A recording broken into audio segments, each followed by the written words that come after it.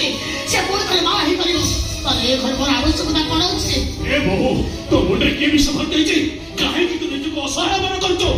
ଆରେ କୀର୍ତ୍ତି ଜୀବନରୁ ତତେ କେହି କେହି ଅଲଗା କରିପାରିବେନି ଅଲଗା କରିପାରିବେ ନା ଏଠି ସେଇଭଳିଆ ପରିସ୍ଥିତି ସୃଷ୍ଟି ହେଇ ସାରିଲାଣି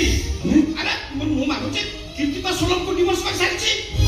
ତାହେଲେ ସେ ଭଲ ହେଲା ପରେ ଘରକୁ ଆସିଛି କାହିଁକି କୀର୍ତ୍ତି ଷୋଳଙ୍କୁ ଆଇନଗତ ଭାବରେ ଡିଭୋର୍ସ କରିଛି କିନ୍ତୁ ହୃଦୟରୁ ନୁହଁ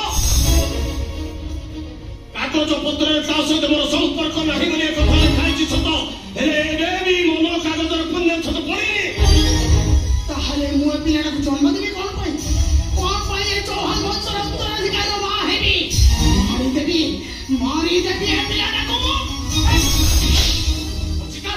ତମେ ଏ କଣ କରୁଛ ଆରେ ତମେ ଏସବୁ ପାଗଳି ହେଇଯାଇଛ ନା